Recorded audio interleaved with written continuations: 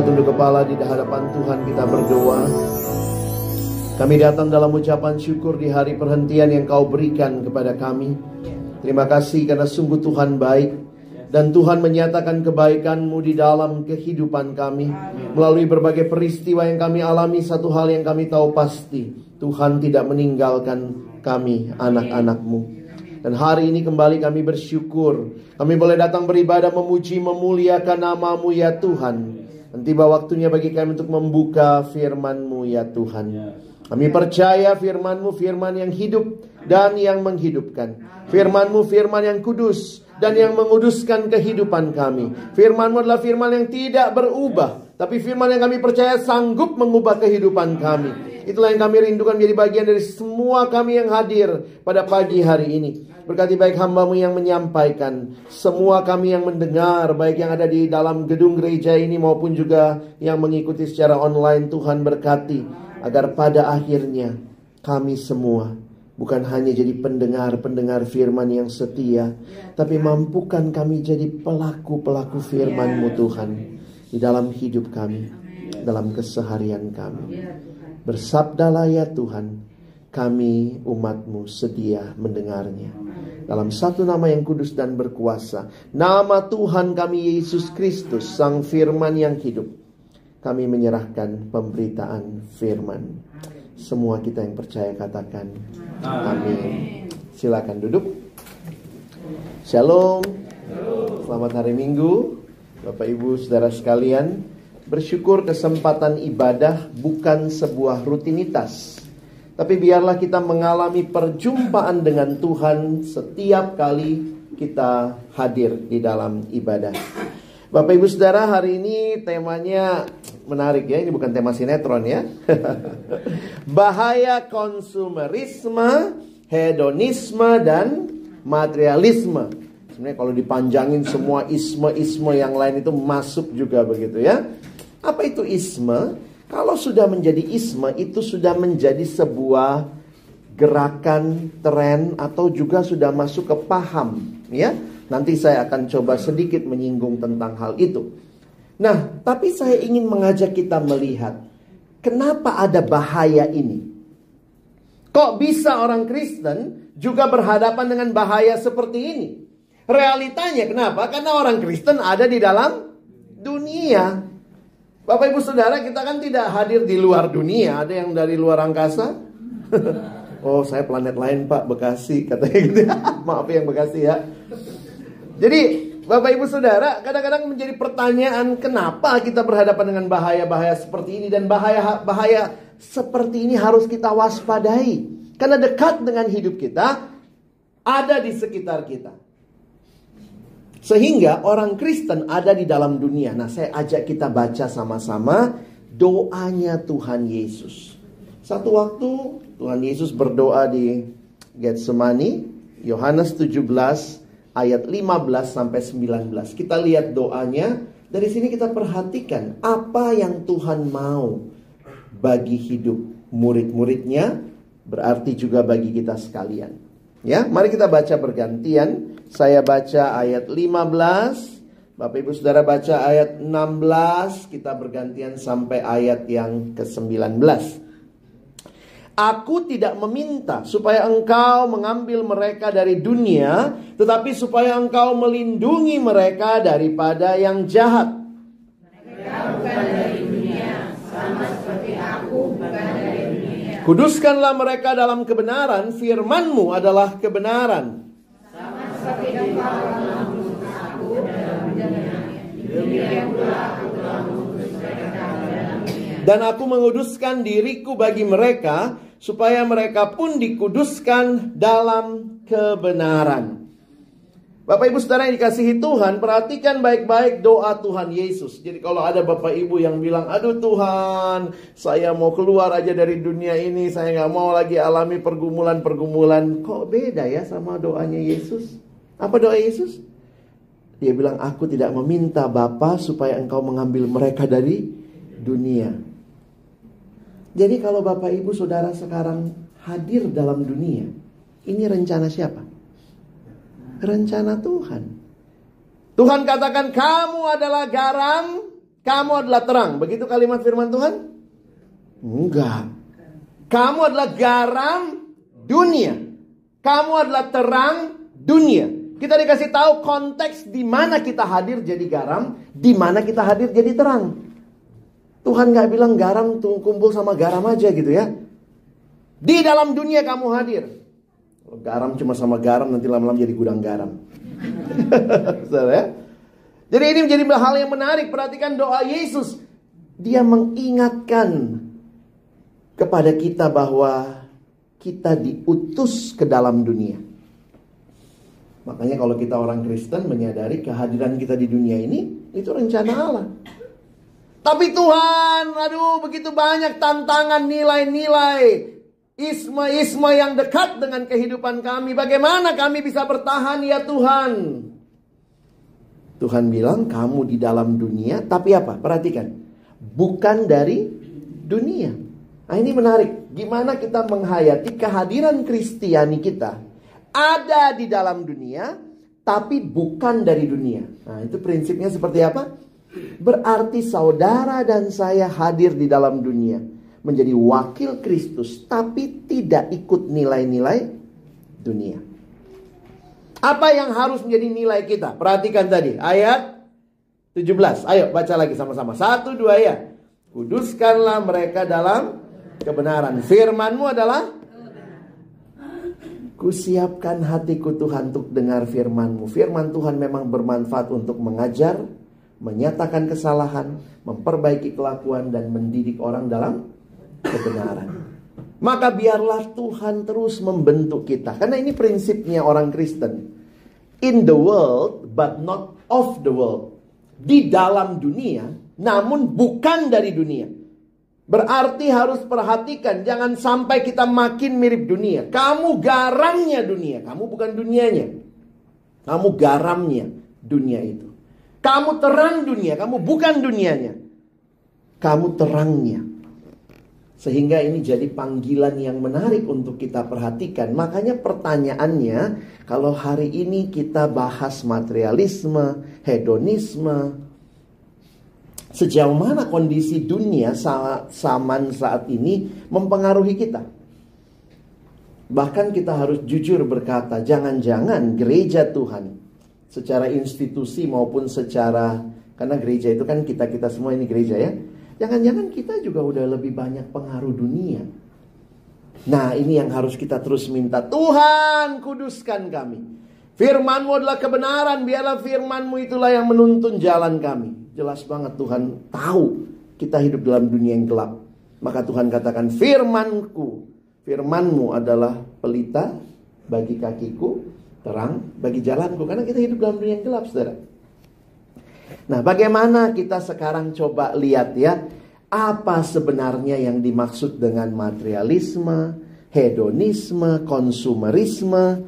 Secara sederhana, isme-isme ini mewakili nilai tertinggi. Jadi kalau materialisme, apa yang paling dia utamakan? Materi. Kalau hedonisme, apa yang dia paling utamakan? Hedon itu apa? Senang, kesenangan. Yang penting gua senang. Kalau konsumerisme, yang paling penting belanja. Siapa yang paling rajin datang ke rumah kita sekarang? Paket. Ya, kalau ibu gembala datang, aduh bu, kayaknya nggak ada di rumah deh bu. Tapi yang rajin datang mengunjungi kita hampir setiap hari, paket. Kadang-kadang lebih sedih juga, dia sebut nama kita kenceng-kenceng ya. Saya ingat kalau sampai depan rumah saya terus panggil, Alex. Ini kalau jemaat gue tegur loh. Tapi itulah realitanya ya. Belanja sudah menjadi bagian kehidupan kita. Bapak Ibu, coba lihat ya. Materialisme itu akhirnya kemudian orang merasa sukses itu kalau punya materi. Bahkan sukses diukur dari apa? Berapa banyak materi yang kamu punya. Ih, sukses banget dia ya. Lihat rumahnya. Lah, oh dia kontraktor, masih ngontrak. Oh nggak sukses itu. Nggak punya materi. Apakah itu sukses? Kadang-kadang Karena ini masuk nih dalam pikiran kita. Coba nih kita bedah pikiran kita ya. Jangan-jangan Bapak Ibu rajin ke gereja tiap minggu tapi matre juga. Apa nasihat kita buat anak? Ada nggak sih orang tua ngelesin anaknya matre? Ada Bapak Ibu pulang sekolah les matre gitu? Ada? Nggak ada ya? Tapi jangan-jangan kita menurunkan nilai matre. Siapa yang bikin anak-anak matre? Orang tuanya bisa jadi. Kalau dia nggak dalam Tuhan, apa yang dia bilang, katakan? Biasanya itu kalau lagi kumpul keluarga, mamanya tiba-tiba ngomong, lihat itu anaknya ommu, itu namanya sukses, lihat mobilnya. Itu masuk di benak anak-anak. Oh, mamaku, papaku bilang sukses kalau ada materinya, ada mobilnya. Oh, kalau dia bawa bajai kurang sukses. Lihat mobilnya, mobilnya apa dulu juga, jenisnya apa, Gida ganti mobil. Jadi apa yang kita ukur sukses, hati-hati loh. Kita rajin ke gereja, baca Alkitab tiap hari, tapi matre. Karena apa? Kita hidup dalam dunia dan bahaya itu masuk. Kita nonton sinetron, apa itu sukses? Kita lihat di sinetron. Kita lihat YouTuber, wah itu sukses. Sehingga banyak anak muda sekarang maunya jadi YouTuber, jadi gamer. Kenapa? Duitnya banyak. Berarti apa yang dia lihat yang paling penting? Materi. Jadi ini saya mau katakan ya, hati-hati ya. Gereja lu berapa banyak jemaatnya? Gedungnya punya sendiri apa enggak? Oh, gedungnya udah punya sendiri, direnov enggak? Oh, materi juga loh. Banyak jemaat gitu. Saya enggak terlalu betah ya datang ke gereja kita ya. Kurang nyaman, kurang dingin. Yang sana bilang, wah, gereja gue dong pakai AC ya. Gue dari dulu pakai WC. Kadang-kadang gitu ya, ukuran kita itu materi. Dan itu tanpa sadar, itu jadi kacamata kita memandang dunia, bahkan memandang orang lain. Dan ke gereja ngapain? Minta berkat, minta materi banyak sama Tuhan. Banyak orang Kristen ke gereja ngerampok Tuhan. Apalagi yang saya bisa dapat dari Tuhan? Apalagi. Jadi akhirnya kita datang ke gereja, apa? Untuk dapat berkat. Tapi berapa banyak anak Tuhan yang minta berkat dan siap jadi berkat? Kalau saudara berani minta berkat, berarti saudara berani dan siap. Tuhan jadikan saya saluran berkat. Tuhan tidak pernah minta saudara dan saya hanya menerima berkat. Ya, terus terima berkat, kita gendut sendiri. Kita kenyang sendiri. No. Setiap kali Alkitab mengingatkan berkat Tuhan untuk. Jadi kalau saya sejak itu, saya hati-hati minta berkat. Tuhan berkati saya supaya saya sukses pekerjaan saya. Untuk apa? Coba tanya, untuk apa? Supaya orang lihat saudara baik? Atau Tuhan, saya mau sukses, diberkati, Tuhan kasih rezeki yang lebih banyak supaya saya bisa tolong lebih banyak orang, saya bisa kasih kepada Tuhan melalui gereja Tuhan. Jangan cuma minta berkat, matre namanya, tapi mintalah, saya mau jadi berkat. Oh, hati-hati saudara, kita bergereja, tapi juga kita ternyata tidak berubah. Matre tetap matre. Apalagi, ya ada yang ya kalau masuk lagi ya. Ini kayak gambar tadi itu kayak anak kecil ya. Anak kecil itu kan semua punya dia ya. Itulah egoisnya anak kecil ya. Tapi kita juga kadang kayak anak kecil kan. Udah gede juga gitu ya. Masih ingat waktu masih kecil? Kalau kita punya permen, punya es krim, biasanya gimana? Dipamer sama anak kecil lain, gue punya, itulah. Nah, cuy, ini punya gue. Bahkan punya orang pun dia bilang punya dia. Coba dedek-dedek di rumah ya, bapak ibu yang punya anak kecil ya. Si adik itu kan biasanya semua punya dia. Mainan cici kokonya pun punya dia. Pokoknya punya dia. Oh, kita bilang, kamu itu ngalah dong, atau apa. Kamu jangan matre, tapi mungkin dia lihat juga papa mama juga semua punya papa mama nih. Hati-hati saudara. Nah, ada lagi nilai yang namanya pragmatisme. Kita nggak bahas ya. Pragmatisme itu begini. Kalau ada untungnya buat saya, asal ada untungnya buat saya. Diajak ikut pembinaan, apa untungnya buat saya? Diajak ikut ini, apa untungnya buat saya? Jadi itu pragmatis banget nilainya. Dan ini banyak anak muda sekarang ini senengnya yang empang. Yang penting enak dan gampang. Saya tanya, lu mau jadi apa, Dek? Karena waktu itu saya layani satu anak, dia mau kuliah bingung ya, mau kuliah apa. Jadi saya tanya sama dia, lu mau jadi apa emangnya? Nah itulah kok, gue gak tahu. mau kuliah apa karena nggak tahu mau jadi apa gitu. Terus dia ngomong gitu, kerja apa ya kok ya yang kerjanya gampang, mudah, uangnya banyak. Rampok tuh banyak tuh duitnya. Itu kan, jadi realitanya banyak pemikirannya pragmatis. Pokoknya bagaimana caranya instan. Nah itu generasi instannya itu pragmatis sekali. Bagaimana caranya belajar pun pakai prinsip ekonomi. Belajar sesedikit-sedikitnya, nilai setinggi-tingginya. Itu gimana cara? Bahkan kerohanian pun masuk begitu. Aduh Pak Pendeta gimana ya saya bisa ngerti Alkitab ya. Baca sesedikit-sedikitnya, mengerti sebanyak-banyaknya. Oh boleh nggak Pak Pendeta kita rebus Alkitabnya, kita minum airnya. Itulah maunya praktis, pragmatis. Lalu nanti ada yang konsumerisme. Tidak salah belanja. Kata siapa salah belanja? Yang salah adalah gila belanja. Apalagi kalau sudah masuk kepada hatinya, iri hati. Kemarin datang paket di sebelah, kita nengok paket tetangga. Dia beli itu. Emang dia doang yang bisa beli? Gue juga bisa beli. Gitu ya.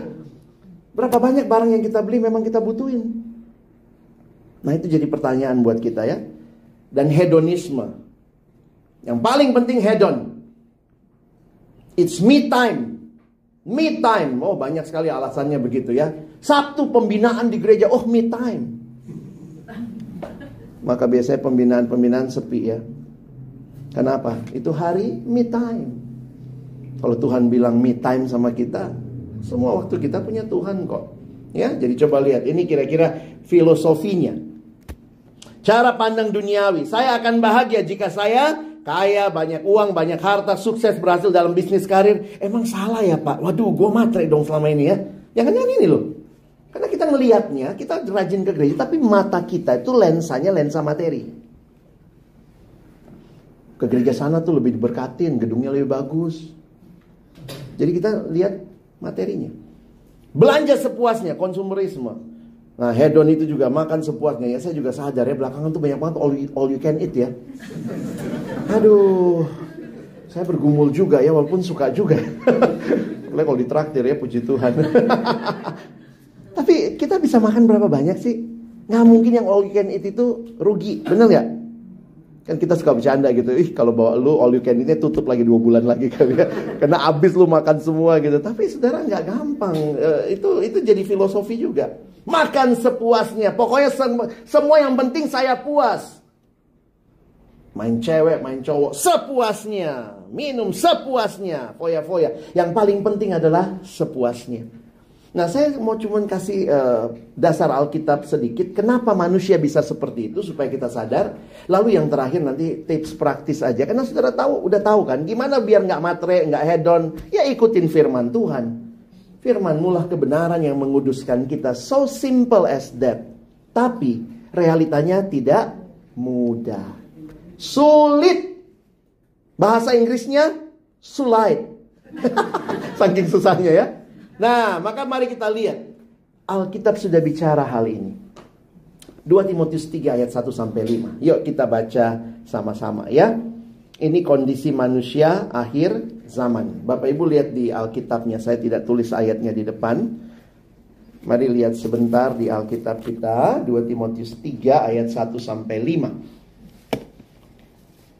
Mari kita membaca bergantian. Saya mulai ayat 1. Bapak Ibu ayat 2 kita bergantian sampai ayat 5 saja. Ketahuilah bahwa pada hari-hari terakhir akan datang masa yang sukar. Manusia akan mencari dirinya sendiri dan menjadi hamba uang. Mereka akan membuat yang menyombongkan diri. Mereka akan menjadi pemfitnah. Mereka akan berontak terhadap orang tua dan tidak tahu terima kasih, tidak mempedulikan agama. Tidak tahu mengasihi, tidak mau berdamai, suka menjelekkan orang, tidak dapat mengekang diri, garang, tidak suka yang baik, Suka mengkhianati, tidak berpikir panjang, tidak tahu melindungi hawa nafsu daripada menuruti Allah. secara lahiriah mereka menjalankan ibadah mereka, tetapi pada hakikatnya mereka memungkiri kekuatannya. Jauhilah mereka itu. Saudara perhatikan ini nasihat Paulus kepada anak rohaninya Timotius. Timotius waktu itu melayani di kota besar namanya Efesus. Itu kota metropolitan zaman itu. Dan Paulus seperti kasih lensa sama Timotius. Tim, lu jangan kaget ya kalau lihat orang begini, begitu, begini. Karena apa? Itulah kondisi manusia akhir zaman. Makanya dia bilang, ketahuilah pada hari-hari terakhir akan datang masa yang sukar. Saudara perhatikan di Alkitab ada dua istilah. Hari terakhir sama hari-hari terakhir. Saya ulang ya. Yang satu singular, hari terakhir. Yang satu hari-hari terakhir. Itu plural. The last day sama the last days. Ya. Bedanya apa?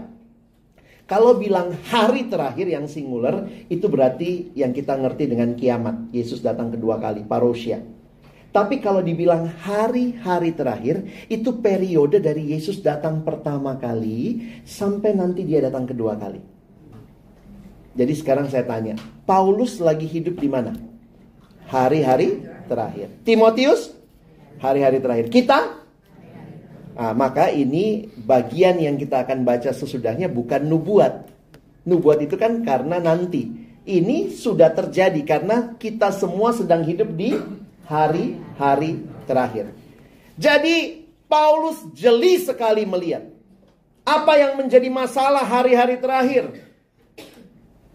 Akan datang masa yang sukar. Apanya yang sukar? Ternyata hari-hari terakhir ini yang sudah diobservasi Paulus dari zaman dulu sampai kini, yang sukar itu bukan ekonominya, bukan iklimnya, tetapi manusianya. Ada berapa ciri manusia zaman akhir di hari-hari terakhir? Kalau Bapak Ibu tadi hitung ya, nah saya hitungkanlah buat kita ya, 19 ciri. Saya kalau sama anak remaja saya suka bilang, kamu yang mana? Saya menjadi hamba uang, belum punya duit kok. Oke. Tapi begitu sampai berontak kepada orang tua, itu gua kok. Ya, 19 ciri. Tapi Bapak Ibu perhatikan, ciri yang terakhir apa? Menuruti Allah. Kenapa ini masuk? Karena sebenarnya manusia zaman akhir itu juga pengen cari Tuhan. Tapi Tuhan bukan prioritas. Bapak Ibu saya kasih tips sedikit ya. Pemahaman. Kalau kita perhatikan ayat-ayat ini di bahasa aslinya, sebenarnya Indonesia kalau menerjemahkan kadang-kadang kurang konsisten ya. Kalau Bapak Ibu perhatikan ayat nomor satunya, manusia akan mencintai dirinya sendiri. Ayat 2-nya itu sebenarnya juga pakai kata cinta aslinya. Jadi manusia akan mencintai uang. Lalu 2 terakhir itu juga pakai kata cinta. Coba lihat yang 2 terakhir. Lebih mencintai hawa nafsu daripada mencintai Allah. Jadi sebenarnya para penafsir melihat menarik sekali. Ada 2 di bagian atas, 2 di bagian bawah. Itu melingkupi 15 ciri yang lain. Seperti digambarkan 2 paling atas sama 2 paling bawah itu sebenarnya lah kemanusiaan yang berdosa di zaman akhir. Maka kalau Bapak Ibu perhatikan bahasa Inggrisnya itu konsisten menerjemahkannya 2 yang paling atas, 2 yang paling bawah pakai kata love. Coba lihat. Mencintai dirinya sendiri, lovers of themselves. Hamba uang harusnya mencintai uang, lovers of money. Lalu, lovers of pleasures. Dan terakhir, lovers of God. Jadi itu bukan hanya bahaya kita sekarang manusia modern. Akan cinta uang, cinta diri, cinta nafsu. Itu sudah sejak Paulus bicara ini. Bahkan sejak manusia jatuh dalam dosa. Manusia akan selalu berpikir aku.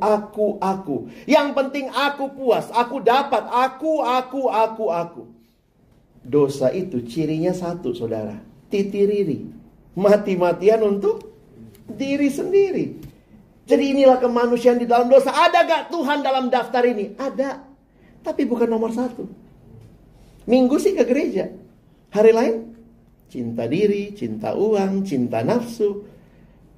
Coba lihat kalimat pengkhotbah. Kita baca sama-sama pengkhotbah 5 ayat 9. 1, 2 ya. Siapa mencintai uang dan siapa mencintai kekayaan tidak akan puas dengan penghasilannya. Ini pun Bapak Ibu tolong baca baik-baik ya, karena ada anak remaja datang sama saya. Betul ya Pak Pendeta ya. Saya bilang, apa betul? Akar segala kejahatan adalah uang. Hei, bukan uangnya. Akar segala kejahatan adalah cinta uang. Jadi perhatikan Bapak Ibu, kita butuh nafsu nggak? Butuh dong. Bayangkan kalau kita nggak punya nafsu makan. Bapak Ibu lihat makanan lihat Bapak Ibu, tapi nggak lihat-lihatan doang gitu. Nafsu itu Tuhan yang kasih.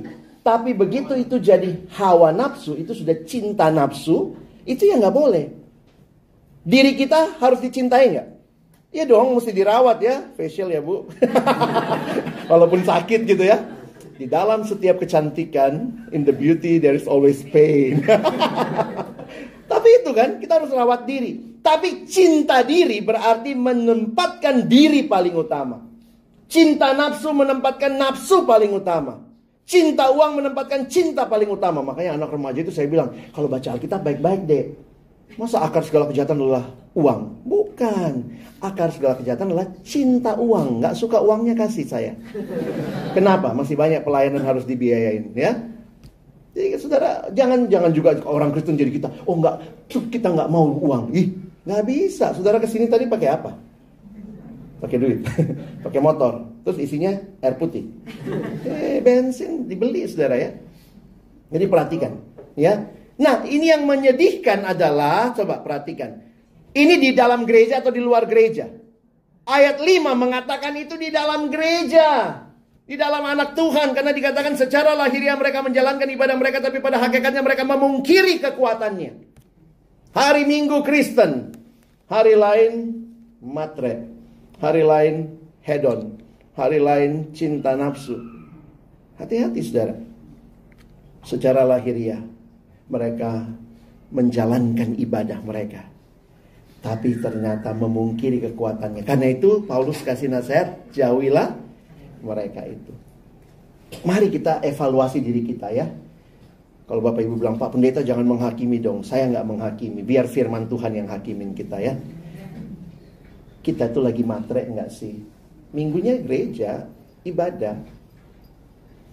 Maka apa sebenarnya cara pandang orang Kristen ya? Ini aplikasi praktisnya. Kita tuh bahagia kalau apa? Kalau kita hidup sesuai kehendak Allah. Kadang-kadang orang hidup sesuai kehendak Allah di kantor karena dia jujur malah nggak dapat proyek. Bisa gitu nggak?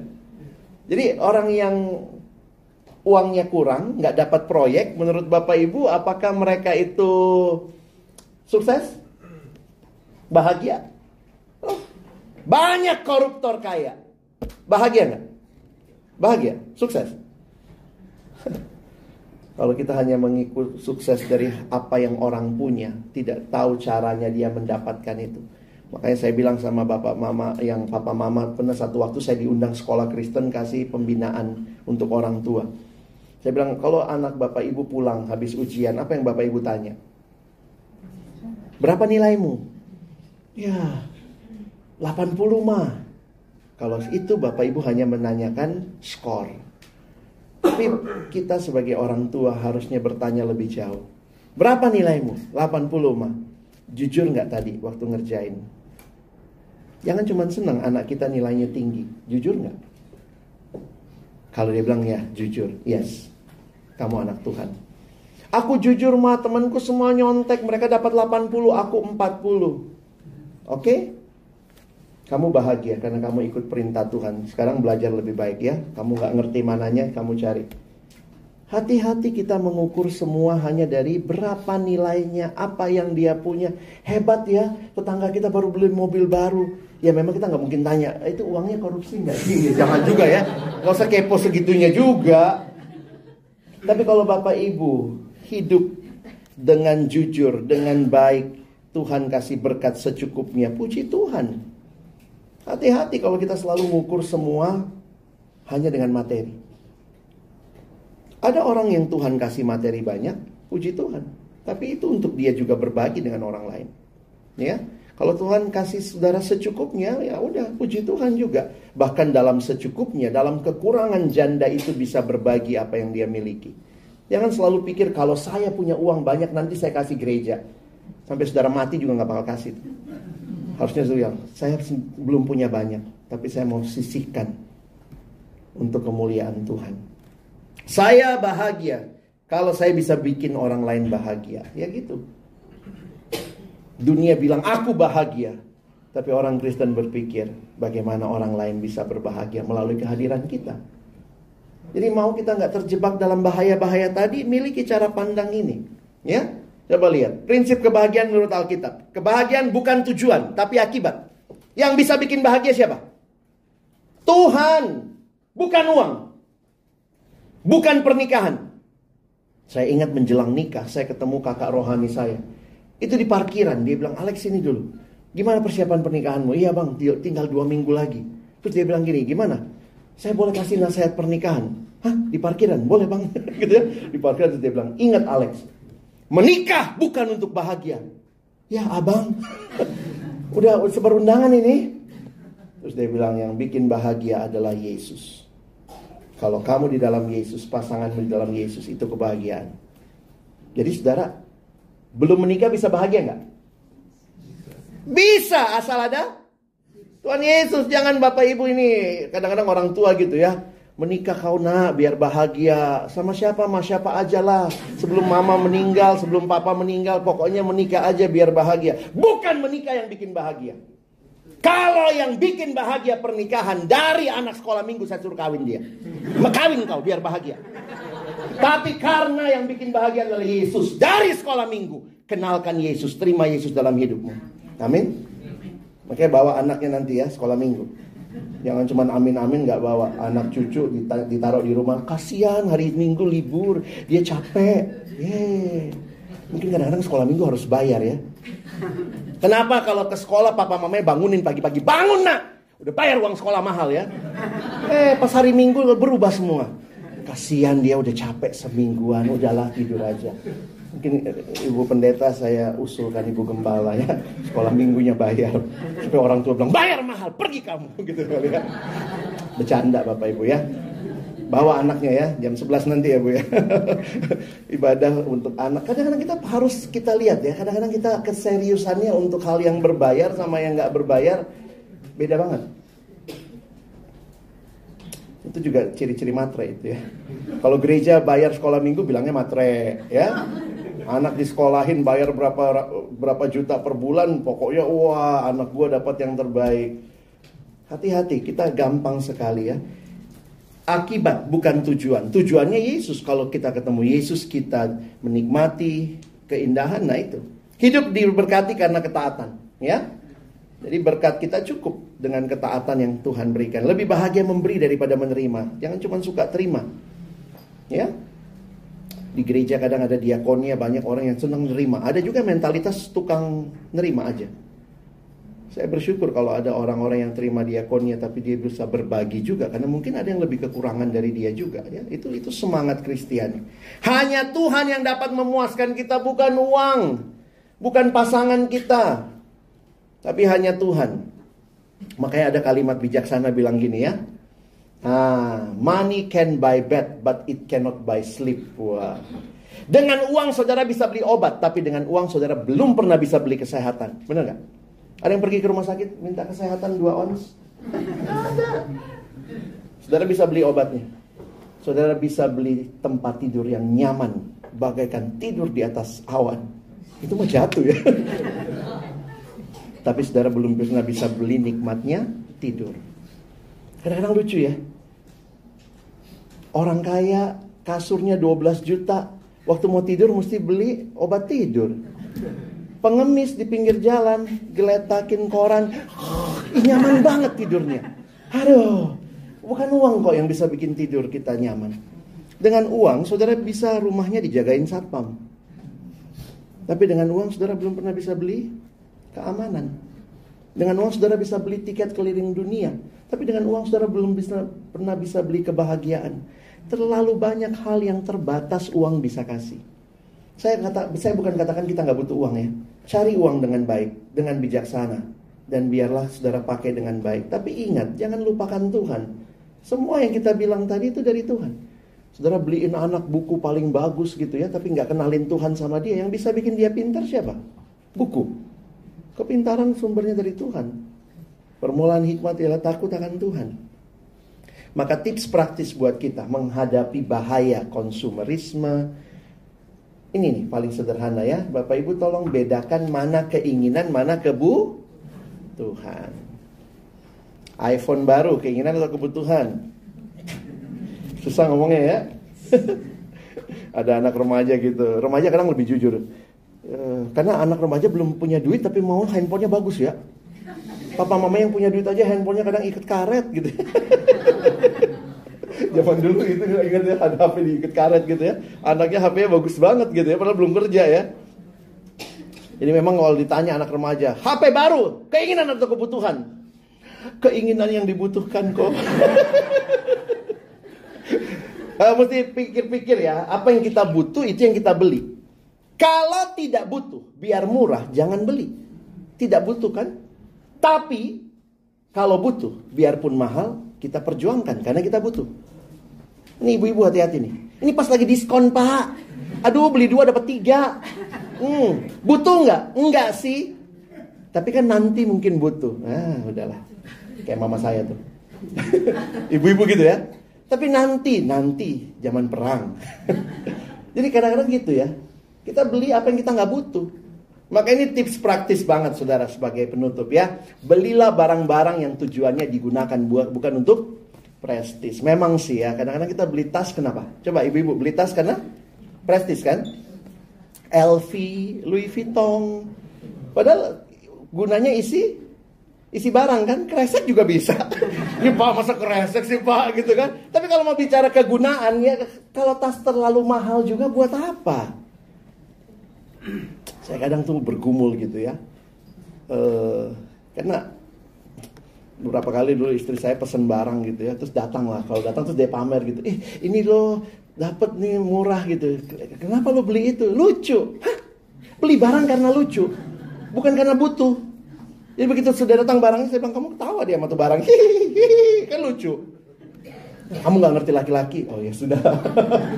Kadang-kadang udah nasibnya gitu ya. Workshop. Suami work, istri shop. Tapi saudara hati-hati loh, tipis banget bedanya kita seneng barang apa segala macam atau kita mulai konsumerisme. Ya, hati-hati. Tolak segala hal yang mendatangkan kecanduan, keterikatan. Bangunlah kebiasaan memberi barang-barang kepada orang lain. Pada dasarnya kita ini pengumpul sampah. Kalau mengoleksi barang-barang yang kurang bermanfaat, jangan punya banyak barang. Belajar itu ya. Saya belajar juga ya, kalau ada satu baju masuk ke lemari, harus ada satu baju keluar dari lemari. Nggak bisa juga kan, kalau nggak apa yang nambah? Lemari bajunya yang nambah. Sampai di dapur pun ada baju digantung. Karena udah nggak cukup lemari bajunya. Kenapa? Padahal kita juga nggak, ada baju nggak yang kita udah nggak pakai setahun. Coba cek lemari baju kita. Banyak kok. Kita juga kan nggak bisa pakai 20 baju sekali jalan gitu. Nggak ada. Kita itu pengumpul sampah sebenarnya. Coba lihat lagi lah, pulang kerjasama bapak ibu anak. Mama saya suka gitu, setiap awal ada hari raya atau apa, cek lemari bajumu, keluarin yang nggak pakai atau sudah lama nggak pakai masih layak kita kasih orang lain. Ada orang nggak pakai baju, kita numpuk banyak banget bajunya. Ada banyak panti asuhan anak-anak yang membutuhkan. Jadi kita nggak bisa bawa kok ya, mati juga nggak bisa koper, peti mati juga nggak cukup saudara untuk masukin baju kita. Tapi Pak sayang, ayo sayanglah, peluk-peluk aja bajunya terus. Nggak dipakai, dipeluk aja. Ayo nomor 4 laki-laki bang baca. 1, 2 ya. Belajar untuk tidak mempercayai apa yang diiklankan. Mereka menciptakan kebutuhan dalam diri kita. Kita mengatakan barang itu kebutuhan kita karena iklan itu mengatakannya. Ingat ya, iklan itu tujuannya memang untuk membuat kita butuh. Ya. Oke, yang perempuan 1, 2 ya.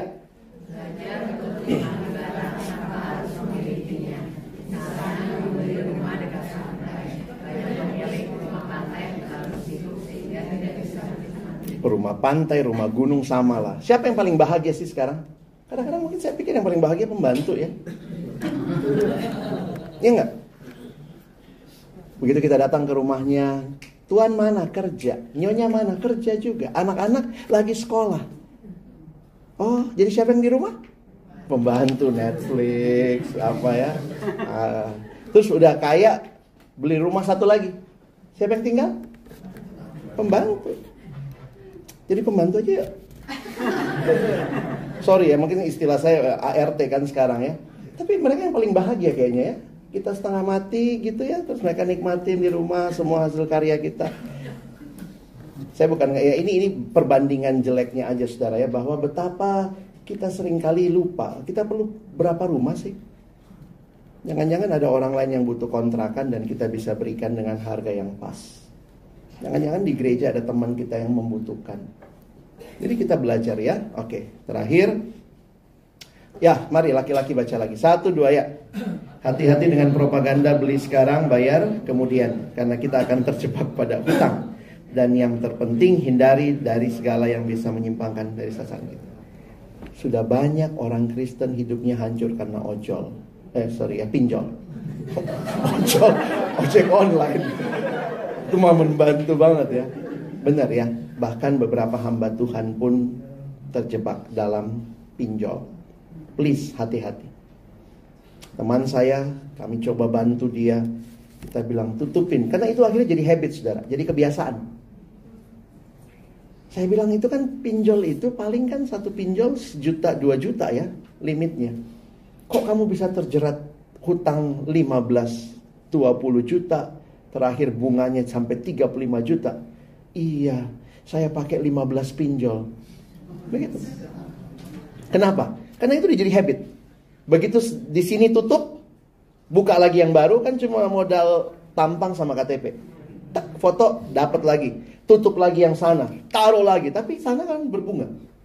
Sampai akhirnya terakhir harus keluar dari pelayanan. No, sudah harus keluar. Uang jemaat udah dia salah gunakan. Ini ngeri saudara. Hati-hati. Bisa bayar kemudian ya.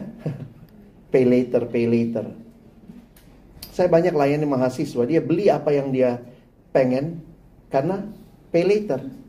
Nggak punya duit, tapi beli dulu, kan bisa dibayar nanti. Terakhir, yang perempuan, 1, 2 ya.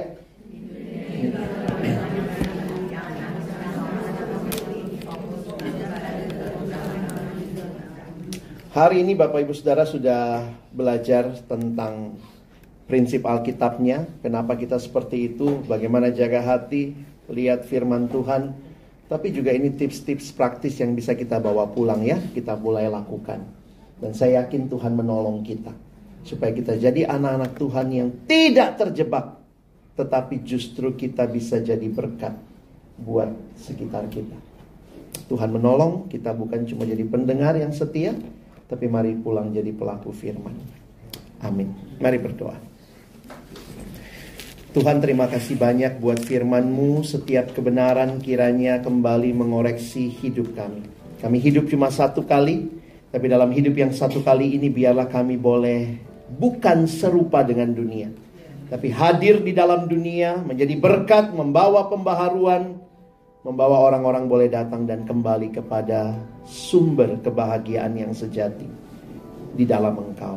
Terima kasih, kami bersyukur. Sekali lagi tolong kami bukan cuma jadi pendengar, tapi jadi pelaku firman. Dalam nama Yesus kami berdoa. Amin.